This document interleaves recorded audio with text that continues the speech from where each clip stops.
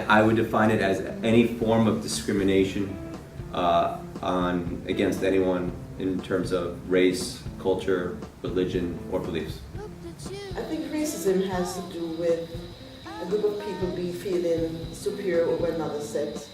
And there's another stereotypes in racism. It has to do with color, beliefs. One group is bright because you're of a certain race. Ooh, racism is prejudice focused against one particular race or culture.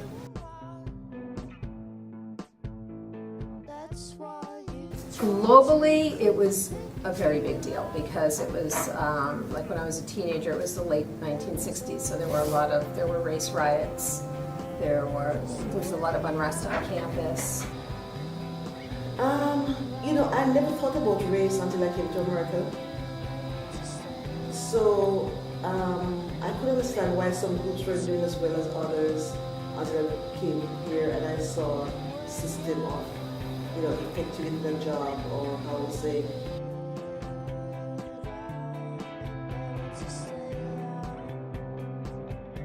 I came to graduate school in America in the 1980s.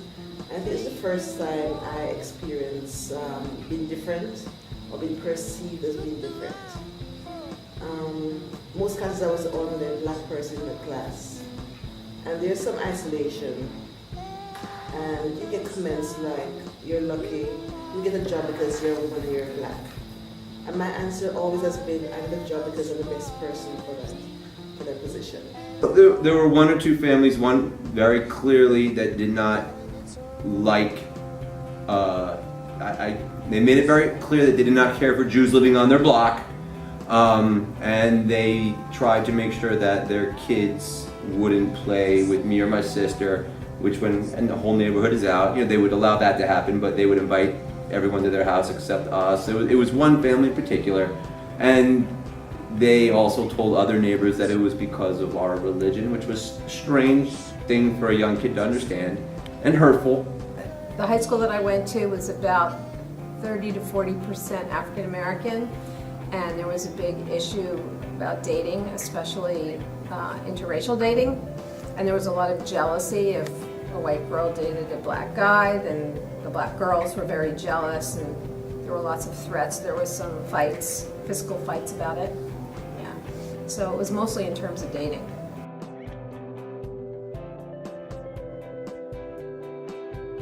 Primarily two things. One is ignorance. The other is, sadly, alongside ignorance, it's almost passed down. Unfortunately, we learn from the people we love the most, and that's our parents, and sometimes we take some of their good qualities and their bad qualities, and I think I've met many along the way that have taken some of those bad ideas and incorporated that into their own thought because that's what they were taught by their own parents. Ignorance, and I think it's passed down from parent to child for the most part, and stereotypes. Ignorance and stereotypes.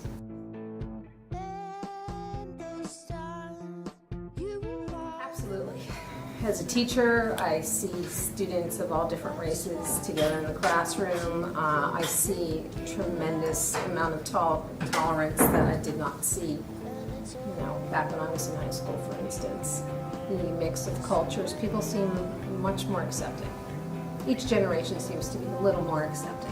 I think in America, it's getting a little better, but it's going to take time.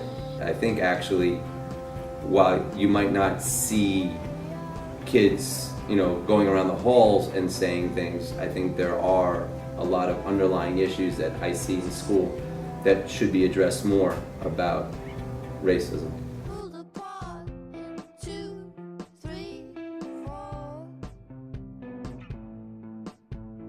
And my parents would explain to me why this family, didn't seem to like us, and that it was wrong, but you learn from them and you learn what not to do as opposed to developing hatred for people like that. I guess it's just each generation becoming better educated and more accepting. I think it's more tolerance. People are more exposed to other cultures, other people. So I think it's more tolerance. And the change will come from this generation. third generation, fourth generation. Once people got to know each other, it seemed to subside.